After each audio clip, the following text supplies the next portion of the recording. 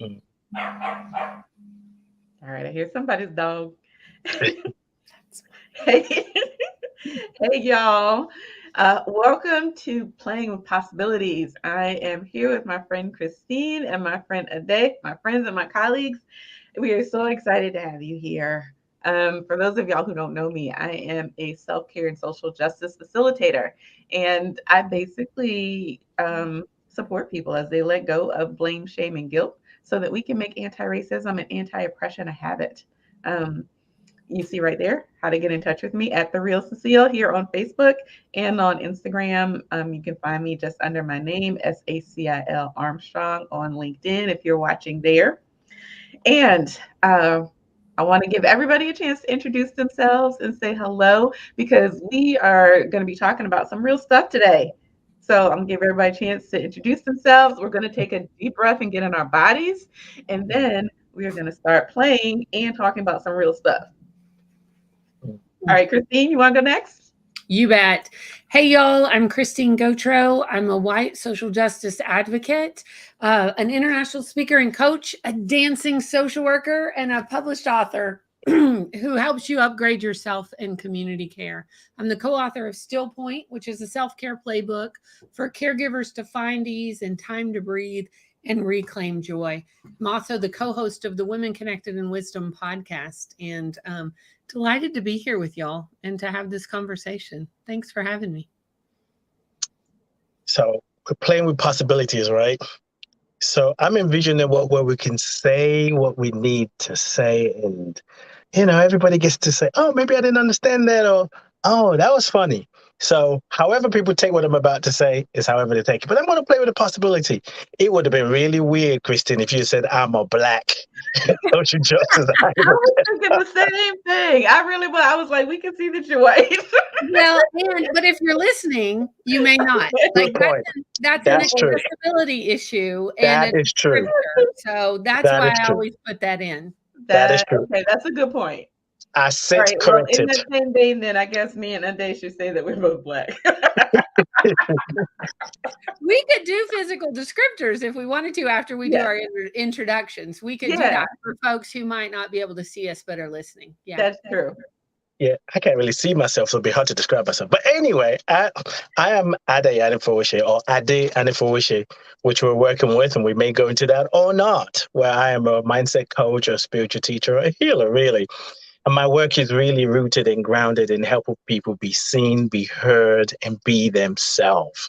So that this whole thing about belonging, what I find is this idea of belonging, almost everybody struggles with it. It's like, where do I belong? Where's my tribe? And Mhm. sometimes we try to fit in without standing out first. I believe you got to stand out, stand in who you are, reclaim your voice, reclaim your power, your expression. And when you stand out, you can fit in, you can know where you belong. And now it doesn't mean you have to really be at the top, but just really recognizing that I do have something to say. Sometimes I'm nervous, sometimes I'm free to say it, but it's about really tuning in to self, like, how am I different? What am I bringing? So my work is really helping people have a vision. Well, translating their vision into action, because we can have a dream, we can have a vision, we can have a goal, and we can dream about it, vision it. But if you don't add the action, it's not complete, it's incomplete. And the action is where the work is. Mhm. We can all come up with many ideas of, oh my God, wouldn't it be nice? The action is the birthing of the great idea. So I'm a midwife in one way or another. I'm a spiritual doula. I help people birth themselves.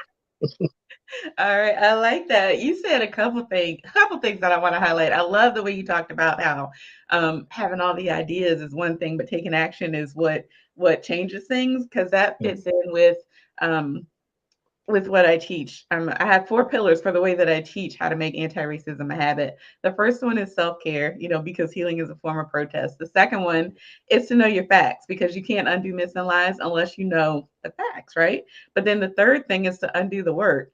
Because if you heal yourself and you know the facts, but you don't go out and do anything different in the world, then nothing is really going to change. Right. So that fits right in with what you were saying. And then the fourth pillar is to rest and celebrate so that you can sustain the work. Because if you don't rest, Mhm. you're going to burn out. And if you don't celebrate your progress, you'll get disillusioned.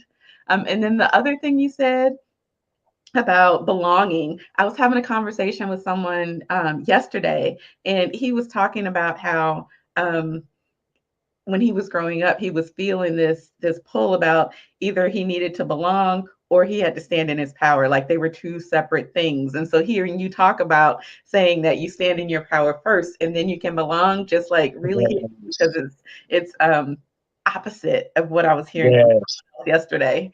Yes. The laws of nature doesn't talk about either or. It's both Mhm. and.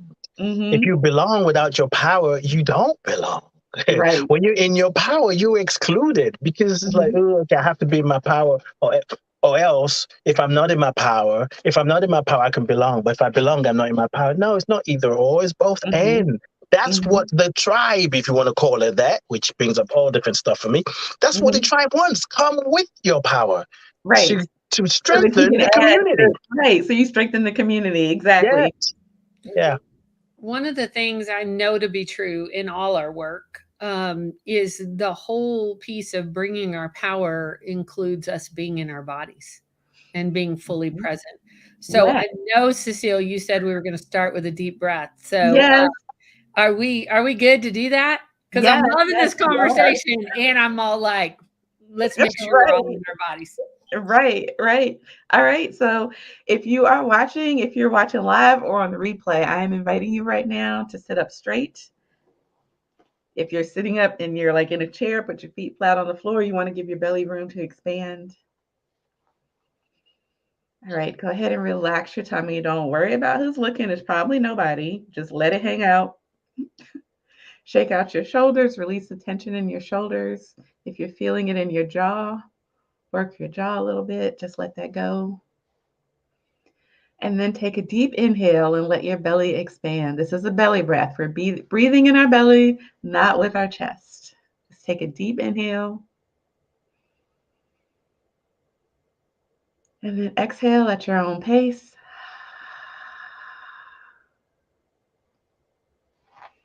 Let's do that one more time. And if you're not sure, put your hands on your tummy so that you can feel it expand.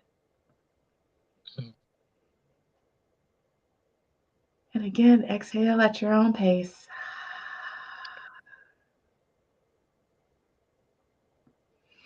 And then take a moment and just notice if there's any shift in your body. When I stop and take a deep breath like that, I feel any energy, like my excitement and like, ooh, about being live. I feel myself just come like right back into my body, so that I'm like, oh, I got this. My thoughts are together. I can say what I need to say. So just so you know, even if I look like I have it together, when I first go live, I'm always like, oh my God, I'm gonna forget to say something. Da, da, da, da, da. But then taking that deep breath, it's not just so I can help other people, it's to get me centered so that I can say what I need to say so that people can hear it too. I love that, Cecile. Thank you. What it does for me is it reminds me of the things I forgot to say, right? Because I'm like, oh, yes. And y'all, part of Right. my practice is land acknowledgement for whatever gathering or Ooh. space that I'm in. So I would Mhm. love for us to say where we are and where we're not zooming in because we're StreamYarding in and LinkedIn Live, but we are streaming it. I'm streaming in from the land of the Muskogee Creek. I'm about from the ancestral lands. I'm north of Atlanta in Georgia, about a mile east of the Chattahoochee River. Okay. Okay.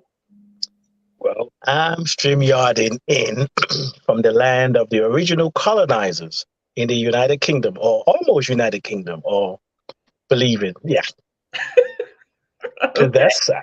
that's what they are, right? Mhm. All right, and I am streaming in from the land of the Tusalo, which is now known as Roanoke, Virginia. Mm. Thanks for that, Christine. Yeah, absolutely. Yeah. I want to put just a little disclaimer on that for those that are Mhm. listening. So it's just the beginning, land acknowledgments, but it is a beginning. And so Mhm. I know there's more work to be done around that, and I want to acknowledge that. But Mhm. knowing whose lands we are standing on and currently occupying is a start. So It you is. can find out more info at native-land.co is a place you can find out. It's an app. It's one of many, but it's a place that you can find out who came before you. and who's probably still present in your land if we hadn't invisibilized. Is that right? You said native dash Yep, land. that's perfect. That's I know I perfect. use the app, but I don't remember. I don't always remember what it is to be able to speak it. Yeah, no worries. And Okay. honoring the land help us not repeat some of the things that's done in the past and we've been avoided, like some of the things we're going through right now. Because the land is not being honored, the truth is not being spoken. There's a lot of information, well, some truth has been spoken, but there's a lot of confusion. So by honoring the land, we're calling for the truth. We're acknowledging those who came before us. And if not, the tree would just wither and die. So we're acknowledging the roots. Yeah. Exactly. Honoring the land is like a first step in getting grounded. I mean, it's not just acknowledging the name of where you are, but when you're feeling ungrounded and disconnected, going out and actually physically touching the land is like a beginning to getting grounded. So yes, to all of that. And having that relationship. I know each of us have our own practices. And this morning, daylight savings time here in the United States. So it felt way earlier. But as the sun was coming up, I didn't do my long practice because it's also, y'all, it was freezing in Georgia this weekend, which is just wrong. But that's a whole nother story. So I stepped outside and said good morning to the sun. It wasn't a long process, but it was a, getting grounded, saying good morning and hello. That even just that stepping outside for a moment, it sounds so simple, but so often, especially because so much of our work is online now, that if we're not intentional with it, we can go several days without stepping outside and on the earth. So. Yep. I think I told you, Christine, this morning when I got up, one of the first things that I knew I needed to go outside. And so there's a tree out here by my apartment that I go and talk to. And so I went outside and spent like 5 minutes just getting grounded with the tree and saying good morning and hello and all of that this morning. Because I mean, I do that anyway, but I had to do it this morning. So yeah. I always think about it, Cecile, when you tell me I'm on my walk, I can hear you on your walk. I'm like, I need to. I mean, I have my spiritual practice every morning, but walking or going out in the morning is not something that I've incorporated yet. But I did get a chance to go out and walk with my father today, which was good. It was short, but just being out, it's like, yes. Yeah. So a day we were talking, was it last night or this morning? And we were both talking about the war that's happening right now in Ukraine with the Russian aggression in Ukraine. And we were talking about ways that people could stay grounded and stay, stay connected with themselves instead of getting caught up in going in this cycle. I know, like, and this is going to be going way back, but I remember when 9/11 happened, I lost myself for a long time because I would not turn off the news and I wasn't sleeping and I was just so caught up in everything that was happening. And I was out of my body and, like just not myself. And since then, when things happen that are like truly upsetting, I make it a point to do my grounding practices and to stay in my body, and to monitor how I'm feeling. And I was glad that you brought that up because I think it was last week, NPR had posted an article about self-care during this time. And all the responses that I saw to it were negative. Like, how dare you, think that people should be thinking about caring for themselves when other people are dying. And I'm reading all of this and I was like, wait a minute. If you're not in the conflict, not physically in the conflict, isn't it better to stay grounded and to focus your thoughts so that you can do what it is that you can do from where you are than to just let yourself spiral out of control just because someone else is in a bad situation? If you can't physically fix it, how does that change it if you just let yourself spiral? So and for those who believe there is no time to not care or uncare. Once again, we had this conversation earlier. I'm making up words because I can, because all words were made up. Those who believe there is no time for self-care, we have to not care for ourselves and focus on really healing things. How is that stopping the war? Right. How is that stopping anything? You can't get sick enough for people in the hospital to be well. Like, I'm just going to put my health on layaway so that people who are sick can feel better. The best way you can help is if you're grounded. You can see clearly. You can know when to say, okay, I don't need to watch this news anymore. I have had more than enough news for me. I mean, I'm in London with my father. I'm going back tomorrow, and the TV is always on news. And so I catch some things, and sometimes I could just look away because it does affect our nervous system. Now, here's what I always say, no matter what I'm teaching, whoever I'm teaching, it's like, if you believe that worrying and watching the news and praying for Ukraine, but not Russia, and not praying for the rest of the world is what you need to do because that brings you peace, more power to you. More power to you. But we must be able to zoom out. The information affects our nervous system. It affects us. Just knowing that something like this happened, even if you're not watching the news, we're part of the collective. Everything is connected. Everything belongs. We feel it at a certain level. I've been going through some stuff since being here. It's like, what the hell? However, there's a sort of groundedness to me, which I'm really appreciating. I'm like, with all that's going on right now, I feel a sense of groundedness.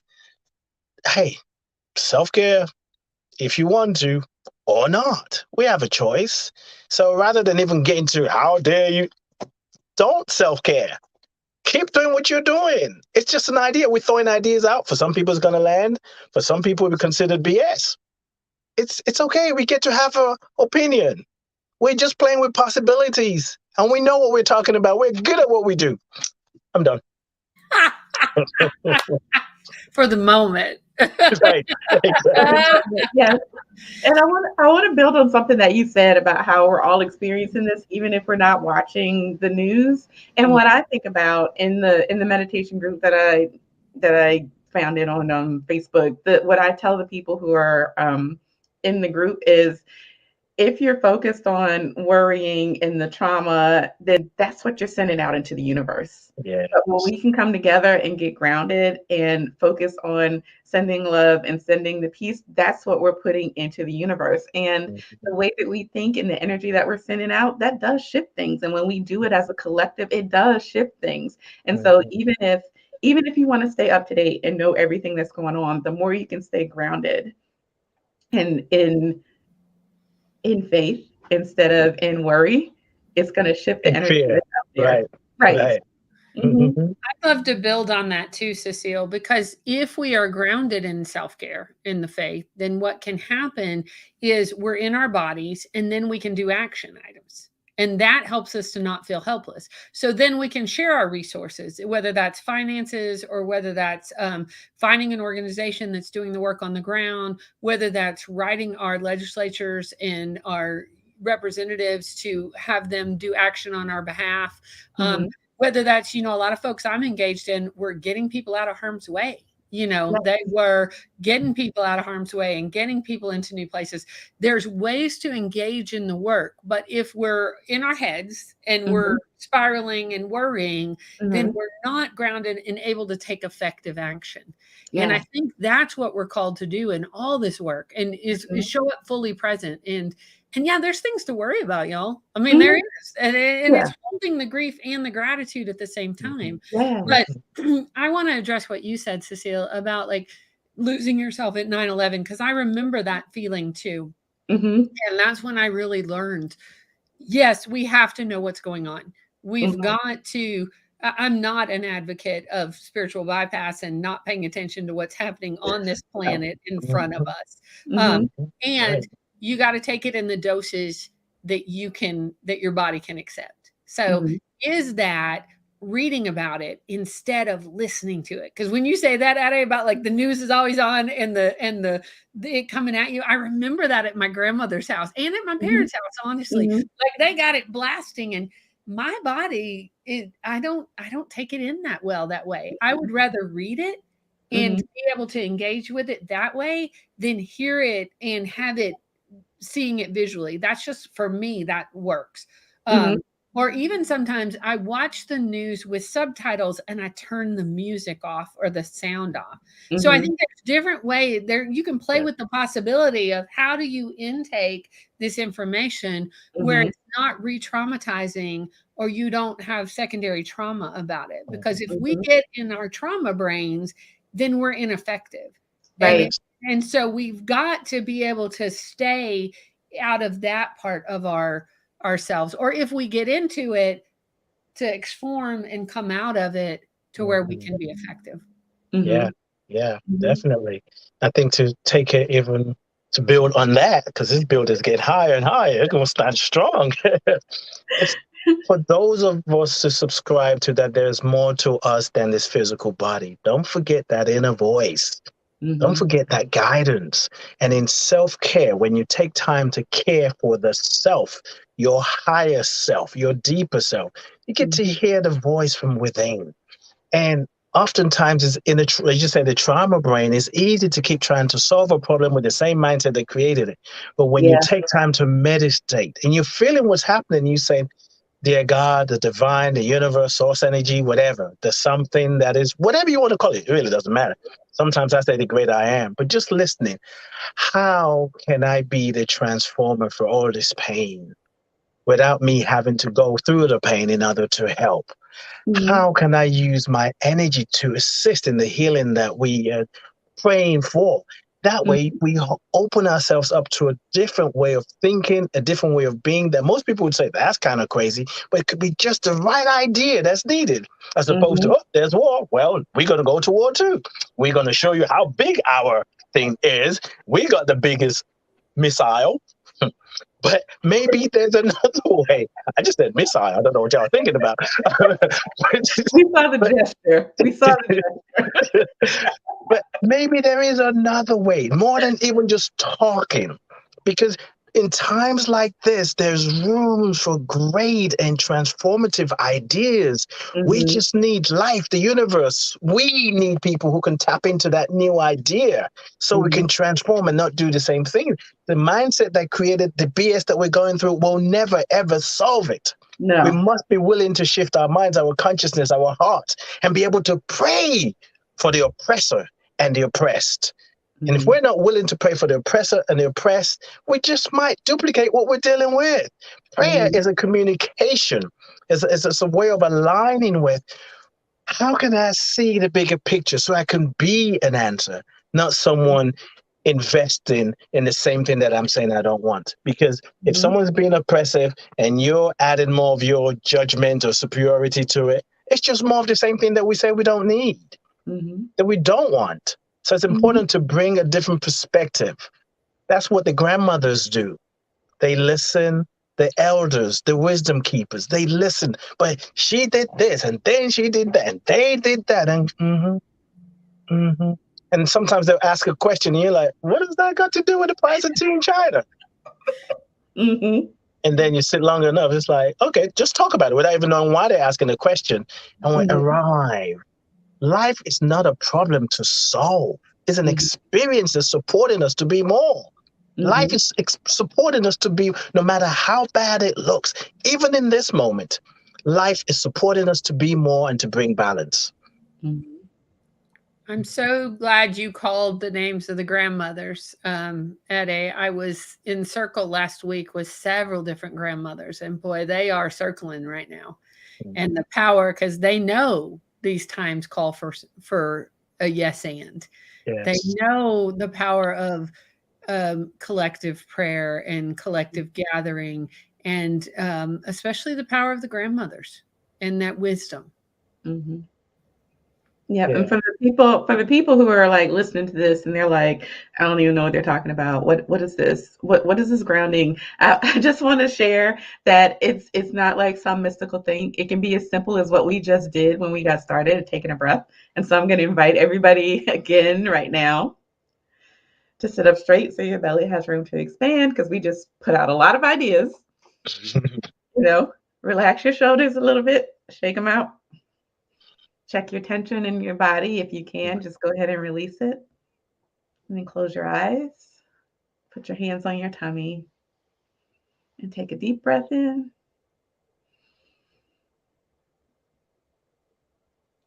And then exhale at your own pace.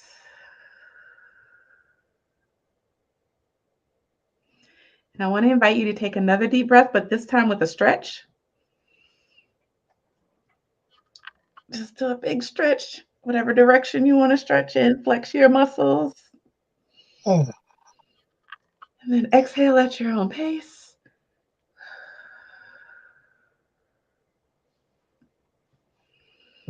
All right, and then just take a few seconds and just sit with how that feels. Just notice how you feel in your body.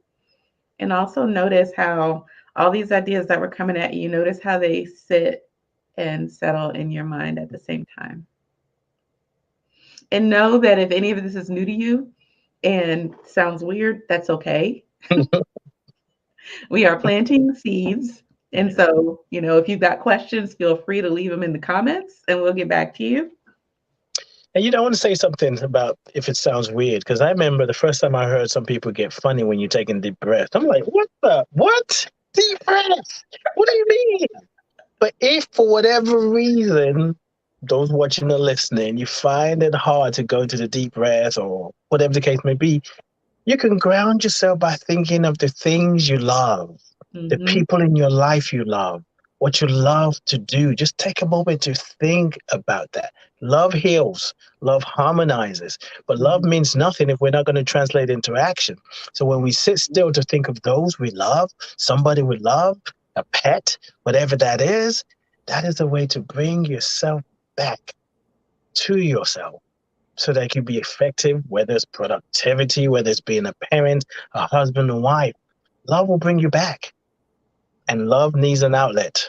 In that moment, you become the outlet for love because you're putting it into action.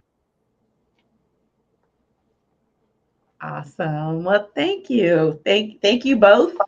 For those of y'all who are just joining us for the first time, this Playing with Possibilities is going to be a regular thing. We are going to be showing up on Mondays around 11:45, noonish, somewhere in there. Not committing to a specific time because I know how my schedule goes. But somewhere between 11:45 and noon, we're going to go live, and we would love to see you here. If you've got topics that you would like to hear us talk about that have to do with social justice, self-care, community, all of that kind of thing, feel free to send us a message or leave a comment. We want to thank you for the time that you're spending with us. You see on the screen how to get in touch with us, and I just want to invite people to my community, Inspired by Indigo. Again, where I'm teaching people to let go of blame, shame, and guilt so we can actually take action and do something different. And do you guys have anything you want to say before we close this out? I just want to invite people to check out my website, lifecoachade.com, lifecoachade.com. Sign the mailing list, and you can find out about my podcast. It airs tomorrow. It's all on there. Oh, yeah. You're tomorrow at, is it 1 p.m. Eastern time? Well, yeah, 1 p.m. Eastern, yes. For the next 2 weeks in UK, it's going to be 5 p.m. But those of you in UK, after 2 weeks, when the time changes in UK, then it's back to 6 p.m. So I have to keep doing that thing. I would have been late for this. I was like, oh, no, it's not 4:50. It's 3:50. Oh, my God. I remember this morning.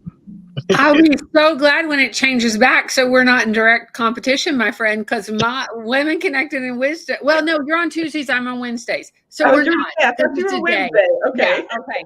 Woo, I'm ahead of myself this week already because the Women Connected in Wisdom podcast airs at 5 p.m. Eastern time, and y'all can find me there and on the web at ChristineGautreaux.com. All right, you guys. Thank you so much for joining me, and I will see you here next week. Do we want to do a pose on the graphic? Because, we talked about a graphic. Yeah. You got to do this. So I'm doing this. I gotta do this.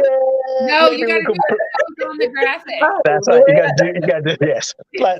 That's how we sign out. I don't know how to get it to go because the screen is flipped. All right, friends. Great love, everybody. Peace and blessings.